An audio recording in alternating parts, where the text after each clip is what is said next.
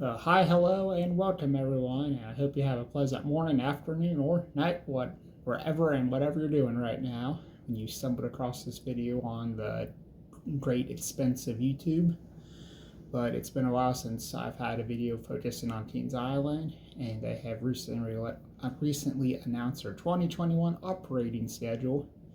So we are going to break down their hours, my thoughts on it, and if they will have any additions to it.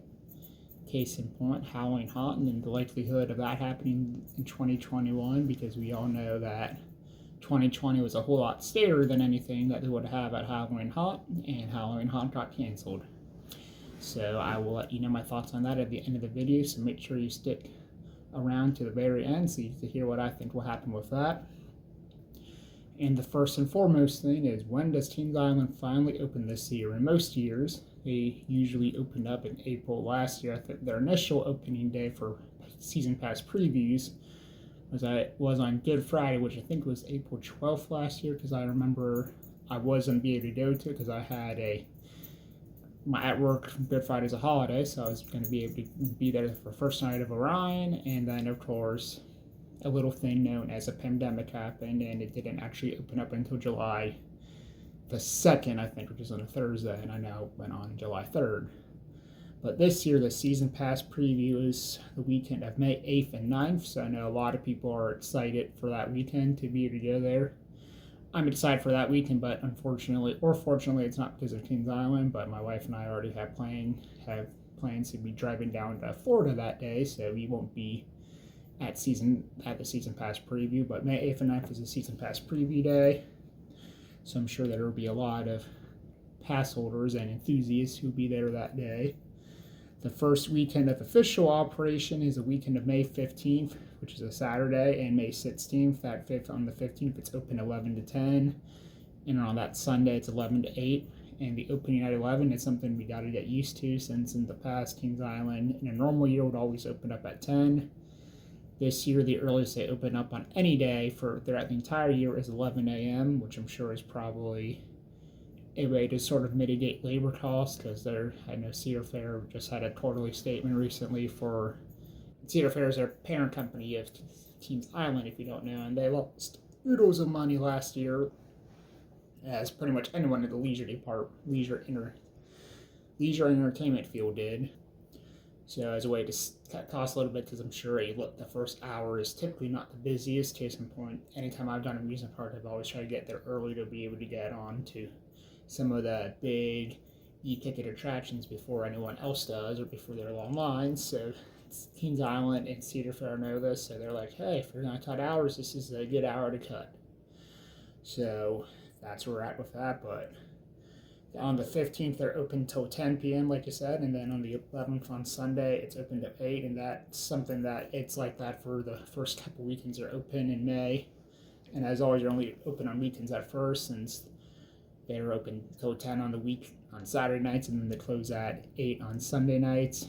And there's 2 weekends like that, and then Memorial Day weekend, starting on that Friday, which is May 28th, they are open every day. And that Friday is 11 to 10, and then that Sunday, the Memorial Day weekend, it's open to 10. And more importantly, for a lot of people, that weekend, on that Friday, their water park, Soap City, finally opens up for the first time since 2019, since they're opening that up this year. And for those people who enjoy going to water parks, that's a big deal, because it's been way too long since that's been open. I might go at some point this year, but I'm not going to water parks after having worked in a water park. It reminds me too much of work. Still, it's been a while since I've worked, so I don't necessarily go to water parks for fun. If that might be just me being weird, but it's when I spent the better part of 8-9 years taking care of swimming pools and water slides and all that stuff. It's just, I don't feel like going there for fun, just because I spend so much time working there. I don't want to pay to be there, and I'm so used to getting paid, even though it's been 4 years now since I worked at a water park. And for the first part of June, when they're open every day, they're only open till 10 p.m. on Fridays and Saturdays.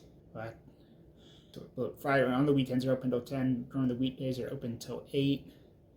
That changes starting Monday, June 28th. They're open from until 10 p.m. every day from there on out until August 9th. With the exception of July 4th, they're open till midnight on July 4th. And I'm sure they'll do fireworks or something special that night, because I know they typically always do. Although I've never gone there for that, because usually I'm at a grill or whatever. But who knows, maybe this year I'll go watch the fireworks. Maybe that remains to be seen. In August 9th, they are open till 8 p.m. on the weekday starting that week. And then the following Monday, August 16th, is when they are, then at that point they're closed on the weekdays and they're only open on the weekends. And then September 6th, which is Labor Day, that is the last day that they have announced that they're open for. They have nothing else on the schedule. There's nothing in October for the schedule. I thought about what my thoughts on Halloween Haunt are.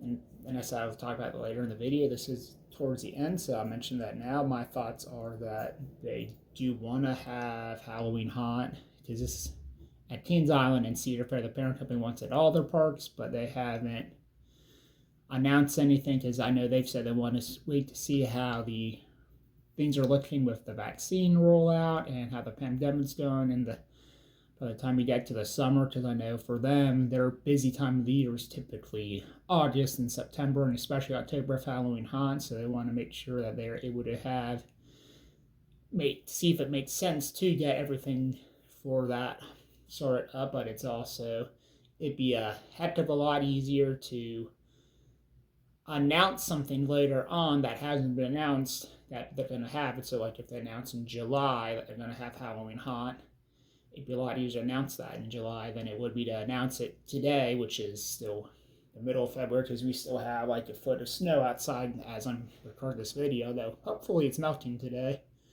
and over the next couple of days. But it'll be a lot easier to announce something that has been announced than it would be to cancel something that had already been announced. So they're going to err on the side of caution until they're quite confident that they can open it up.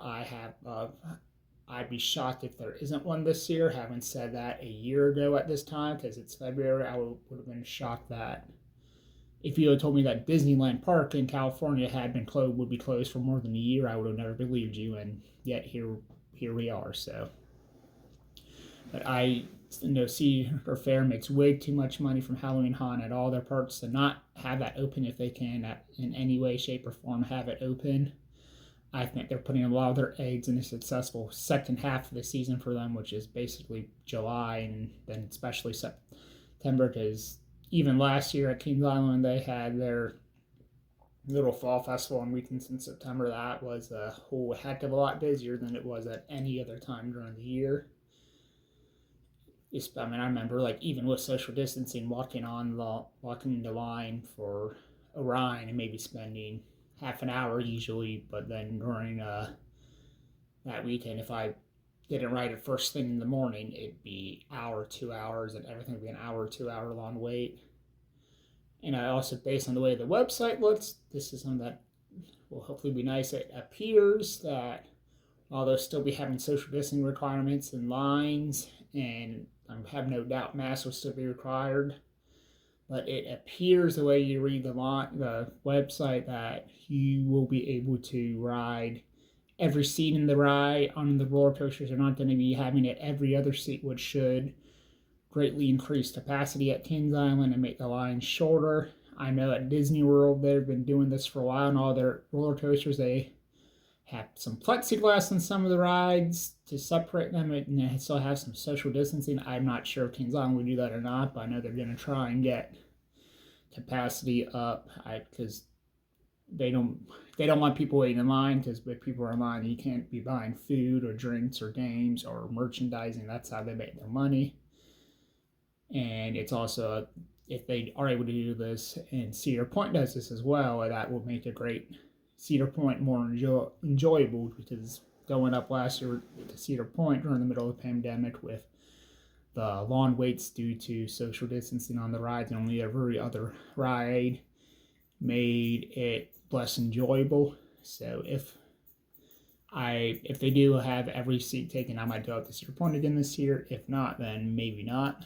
Especially since, based on the experience I had this year, I think if you're going for one day to Cedar Point, you almost have to buy the express pass, and they didn't have that ability to be purchased last year, so we might be able to do that this year if we go. But that remains to be seen, and let me know what your thoughts are on Kings Island opening Kings Island's hours and especially their water park opening up.